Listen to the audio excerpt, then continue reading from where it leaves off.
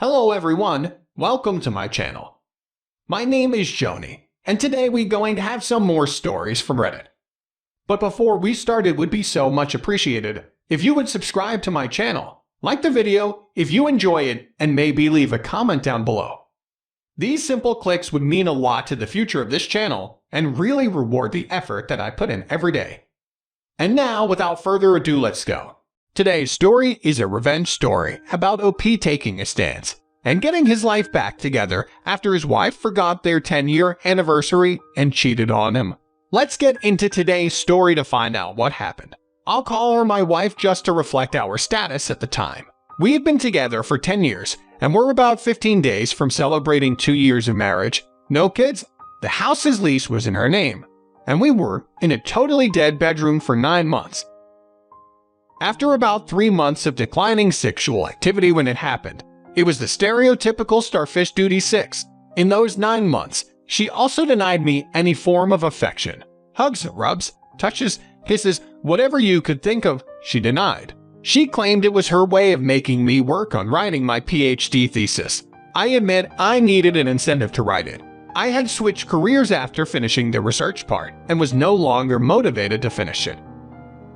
So I fell for that abuse disguised as a good thing. I tried to push through, and every free moment I got, I spent in front of my computer trying to finish the thesis, while she spent her time watching TV, scrolling through social media or texting, and calling her friends. We practically had no time together as a couple anymore. After about 3 months of this, I buckled and couldn't handle the pressure of being stuck in the thesis and the lack of affection and rejection. Whenever I tried to get a simple hug, I was begging for affection and was always being rejected. That is soul-crushing, and my mind started to wander to suicidal thoughts every time I was alone and not working on my day job. I ended up thinking of ways to end my life, evaluating the pros and cons of every way I could think of until eventually I decided on one method. Then I started to think about what messages I would leave behind and to whom. When I decided what message I would leave for my sister, I had a moment of clarity and realized what I was doing. I decided not to continue trying to write the thesis, and a few weeks later, I stopped begging for affection. It worked. The suicide little thought stopped. However, we were now roommates, not husband and wife anymore. She continued to spend her time on the phone, texting or calling someone, and even when we were doing something together, which was rare, she would interrupt it to help a coworker with random stuff. Basically, me and our relationship were at the bottom of her priorities. She started to make a habit of answering phone calls and going to the bathroom at a time where, in the previous 9 years, she would already be asleep. She started to go meet her female friends and coworkers on the weekends to catch up and gossip, which would be boring for me, and I wouldn't enjoy it, so she went alone. She arranged dinners, followed by extensive talks in the parking lot. That was her reason for arriving in the first hours of the morning. She did this with her coworkers, who I didn't know, and went without me because I wouldn't fit in, or because I was visiting my parents in my hometown. Whenever I complained about those odd behaviors, she always dismissed my concerns and made me think I was crazy whenever she needed me. She could be kind, but as soon as she didn't need me anymore, she would go back to mistreating me. The only 2 weeks in those 9 months where she was sweet and fooled me into thinking we were back to normal without sex, but with affection, was when she asked me to work on a chapter of her PhD thesis. It had to do with programming, and she knew nothing about it. As anyone remotely well-balanced can see, I was being used and abused left and right, but I couldn't see it at the time. Even if you pointed out everything wrong about our relationship, I wouldn't recognize it. And if you dared to insinuate she could be cheating on me, I would be really mad at you. I started to open my eyes 1 year ago today. We were on vacation on a beautiful island in the Mediterranean, and I was convinced we were celebrating our 10th anniversary together. Yes, we were in a rough spot. To be fair, our relationship was already dead, but I couldn't see it at the time. But she always made a point to celebrate all the dates, and gift exchange was really important to her. By the way, I'm not that into exchanging gifts, and have disappointed her in that department before. For our 10th anniversary, I had bought her something special and never thought she would let it go despite our recent struggles. Well, the day came and I suggested going to dinner at a restaurant instead of eating in our apartment as we had been doing all the previous days. She started berating me, saying it was a dumb thing and why would we spend money when we could eat perfectly well at our apartment. I told her that that day was a special day, but I didn't tell her it was our 10th anniversary. Apparently, she forgot why that day was special. At the end of the day, I hid her present below her pillow, hoping that when she found it, she would remember what was so special about that day. Well, she found it, but didn't understand why I gave it to her. It was not usual for me to give her gifts out of the blue. Then I realized she had forgotten all about it. It might seem trivial, taking into account all the other stuff, but when she forgot about it, I was hurt and broken, even more so than I already was until then. But if you asked me at the time, I wouldn't have thought I was broken. We might have had a few little problems. Yes, but everyone has them, right? Dumb me talking. On that day, I decided to look for help, and I started individual counseling without her knowing, to try and solve what I thought was our main problem, our dead bedroom. I was so wrong back then. Looking back, the dead bedroom was the least of our problems. But what's important is that I made the decision and I started individual counseling. As soon as we got back from our vacation in individual counseling, I slowly started to realize all the abusive things I had been put through. But I still wanted to fix things and make us work and go back to being happy like before. The idea of her cheating on me crossed my mind, but I quickly discarded it. There's no way she would do that. We are only in a rough spot. There's a million innocent reasons for her behavior. It took me about 3 months of weekly individual counseling and more episodes of complete disrespect and even boldness. Or is it that she got too comfortable to properly hide it, to start to consider cheating as an explanation for her abusive behavior? Do you want some examples? I know you do. She kept her phone to herself, always in her hand or side, with the front facing down. And she took it wherever she went, even in the bathroom. She didn't do any of those things before. Whatever the activity we were doing together, no sexy things. Remember dead bedroom? She would stop to answer her coworker and help him during a more stressful and busy period. Today he needs my help. Tomorrow I might need his help. That was her explanation. On my birthday, we went partying at a club. The good old times where there was no COVID-19 with a few of my old, and they also became her friends. She was constantly texting on her phone and even answered a call at around 3 in the morning claiming it was her female friend Emily fake name. But eventually, early in the call, I figured out that she had lied and that she was not talking to Emily. Who the hell calls anyone at 3 in the morning? Especially a married person. Why would you take that call? Why would you lie about who it was? Why are you talking on the phone for about an hour with this mysterious person at 3 in the morning while we were celebrating my birthday with our friends who we don't get to hang out with much because life happens? I think you all guessed who it was and you are right. But I didn't know at the time and didn't even suspect. I just thought it was one more disrespectful thing. On another occasion, we were talking about going to the cinema that Friday night because it was the last opportunity to watch a movie we wanted to see. On that day, she said she was tired and didn't feel like going out. She wanted to stay home and chill on the sofa. I understood that, and it was okay for me. So I also stayed at home. After dinner, she got a call from her male friend from work, the same from the other calls, and agreed to go out and have coffee and gossip about some impending changes in their departments. Not even an hour had passed since she had said she was too tired to go out. I told her I wouldn't stay home while she went off after trashing our plans, and I would go to the cinema and watch a movie anyway. I bet that's not the reaction you were expecting. But believe me, I could have totally stayed at home and not had any fun. That was how I had some of the fun I had planned to have. Who are you? Me. From the past, of course. She immediately changed clothes and got into a beautiful summer dress. Pretty easy to pull up, if you get what I mean. And then she went with him. Yes, he picked her up near our building. No, I didn't get to see him. Yes, I was dumb. I was pissed at the disrespect. But then again, cheating was at the bottom of the list of reasons I could think of. I returned home from the movie and she wasn't there. I called, no answer. I called again, still no answer. I sent her a text. She replied saying this is no time for a girl to be out. I'll be home in half an hour. I decided to wait by the window to try and get a glimpse of the car and guy she returned with. She came back about 2.5 hours later.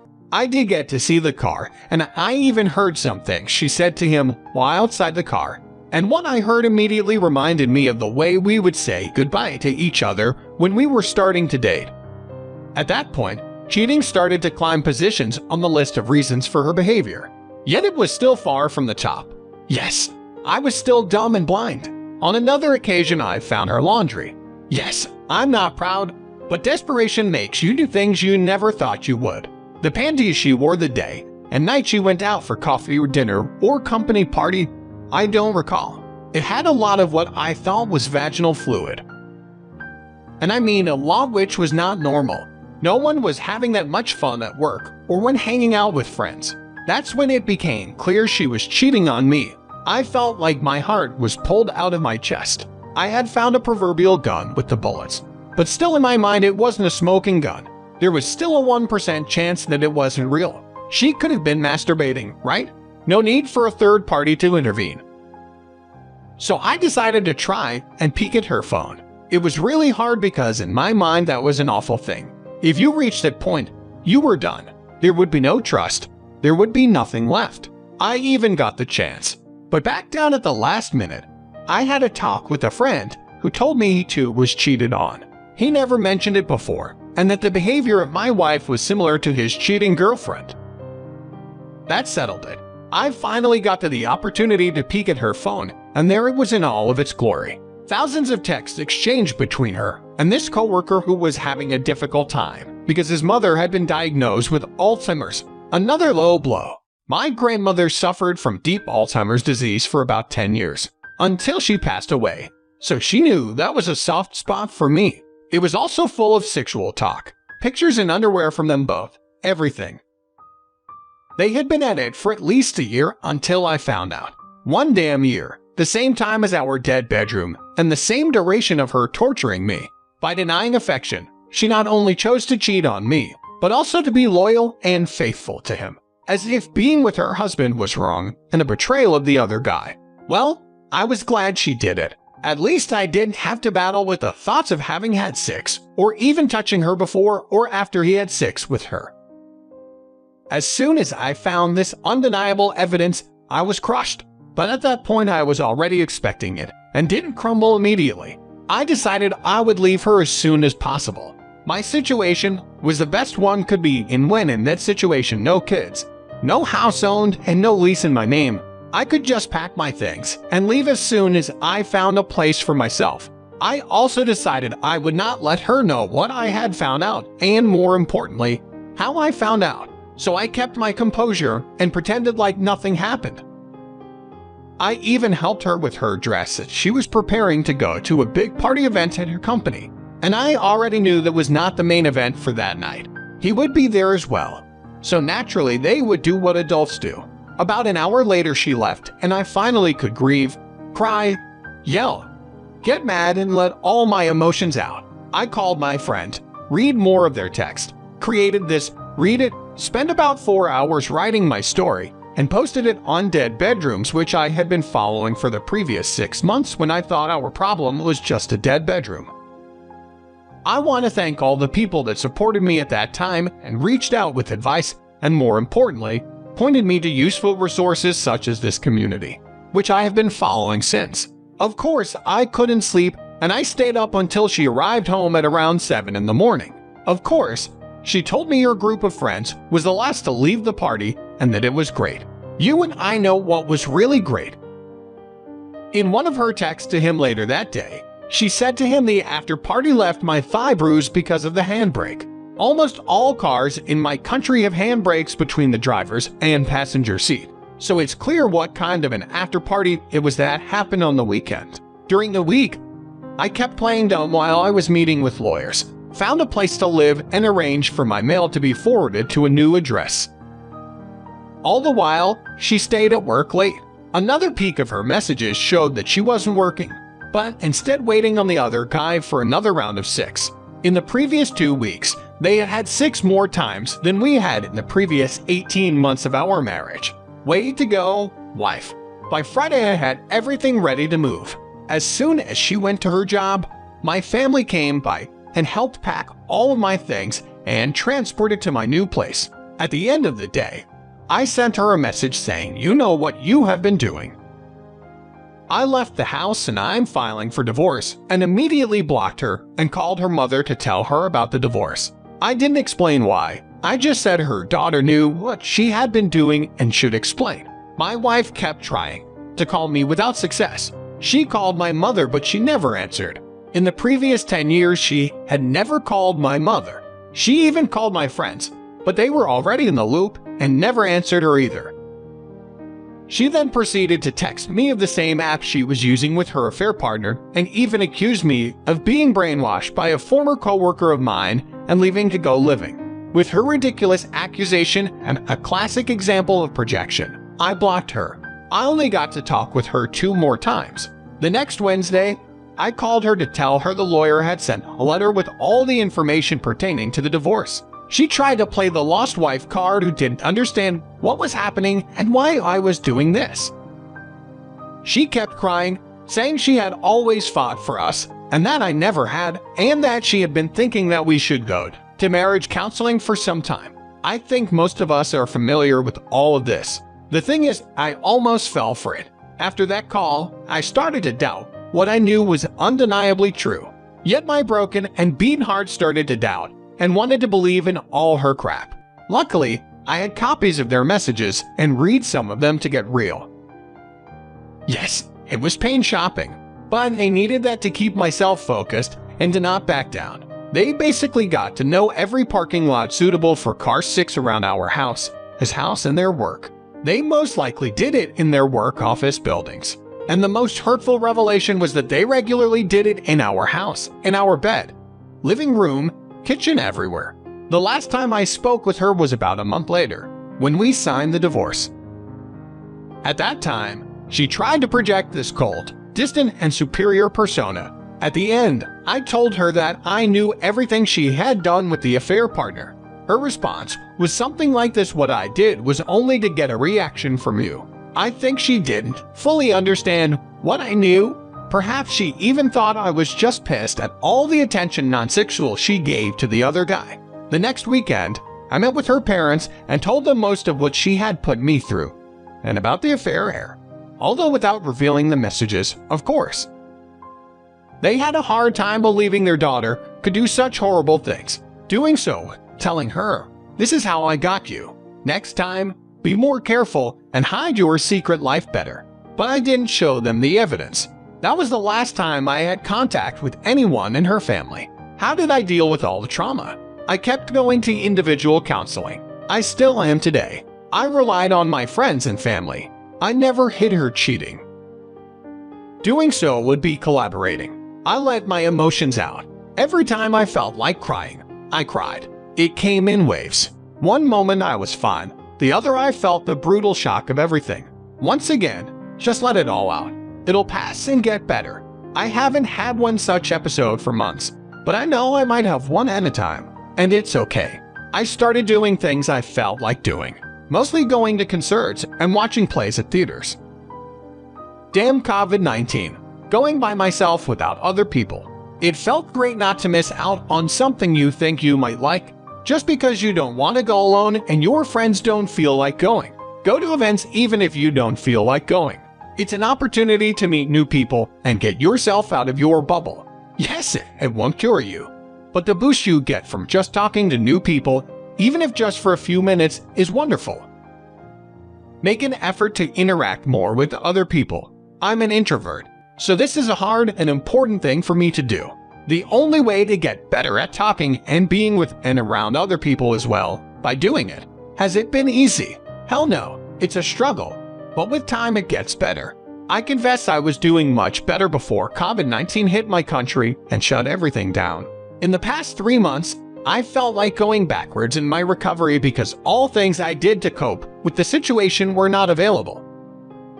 Concerts and plays were canceled. Parties and events were canceled. Friends and gatherings were forbidden. I moved to my parents' house to be with them when we were ordered to stay at home. Despite being in a really privileged position, sometimes I felt trapped and suffocated without being able to take a walk in a beautiful garden and take a break from the people in my house. We love each other, but we all need our own space. As a consequence, I found myself going back to all the things she did more often, and it has been hard. Thank you all for reading this far. You deserve a medal. I also want to thank everyone who reached out to me in my previous post and comments. Knowing an internet stranger cares might seem unimportant, but it really can be the difference between being stuck in a miserable mindset and turning yourself around and coming back with renewed strength. I hope my story can help someone. I know it's hard, but it's possible to break all the emotional abuse. You are worth it on your own. You don't need anyone else to tell you that you are worth it. Take back your power and live for yourself. You can do it.